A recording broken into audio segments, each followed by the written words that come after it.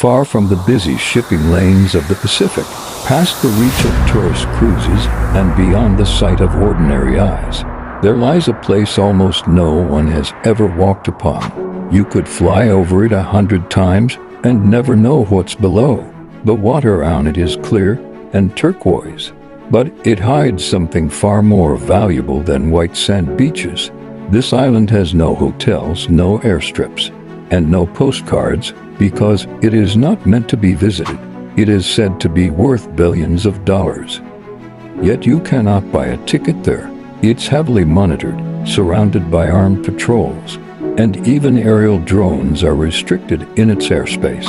What's stranger is that the people who own it don't live there, don't vacation there, and rarely even talk about it.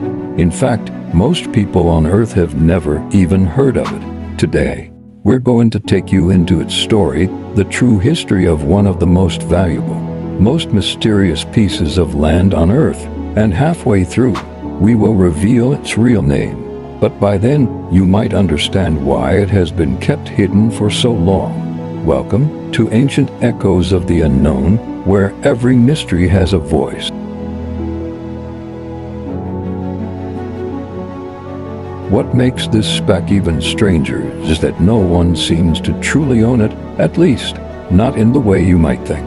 It isn't part of a nation's tourism portfolio, nor a billionaire's private retreat.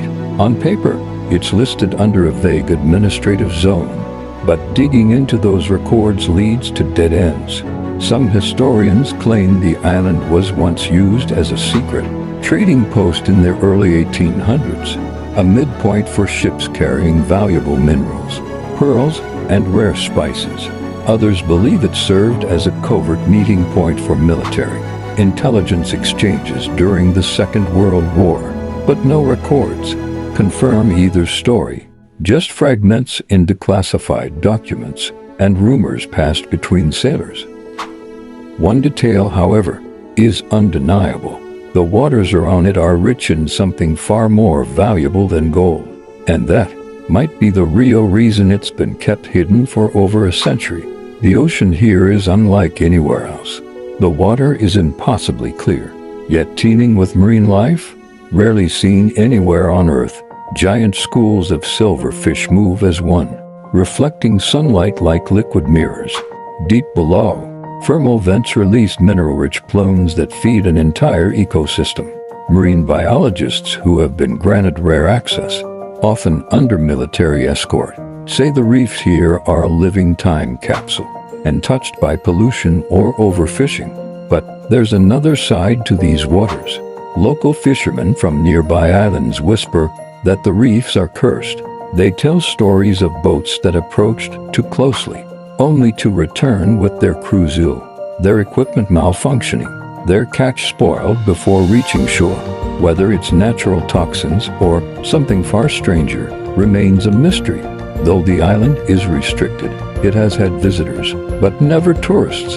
In 1972, satellite imagery revealed a small cluster of temporary shelters on its western shore. The images were quietly removed from public archives within weeks. Then, in the late 1990s, a French expedition reportedly landed there without permission. They stayed just 48 hours before departing in silence. The only trace of their visit was a single photograph of a dense forest clearing, with a metallic sphere half buried in the soil. The image has never been verified. Some suggest these visitors were studying rare plant life. Others believe they were investigating something far older, a structure buried beneath the sand, older than any human settlement in the Pacific. For years, pilots have been warned, do not fly over the island. It's written in official notices, stamped with government seals, yet no public explanation is given. The restricted airspace covers a perfect circle, like someone drew a boundary with mathematical precision. Commercial flights divert miles away, adding extra minutes to their routes, costing airlines millions in fuel. Private pilots who've tried to get close report sudden instrument failures, altimeters spinning wildly, GPS maps glitching, and radios falling silent as if swallowed by static. One pilot swears he saw a faint, geometric shimmer in the clouds, like the sky itself was bending. Minutes later, he crash-landed on a neighboring atoll, unconscious, with no memory of the approach. Official records list weather anomalies as the reason, but weather doesn't draw perfect circles, and it doesn't make people forget. In the 1990s, 3 separate research teams were dispatched to survey the island's waters. None returned. Their last transmissions were brief and disjointed. Water temperature, too warm for depth readings. Don't make sense. We see, and then silence. Weeks later, fragments of their ships, washed up on distant shores, twisted metal warped, like it had been softened by heat, wood bleached bone white. Families demanded answers. Authorities blamed unpredictable storms. Yet the weather records from those days, completely clear.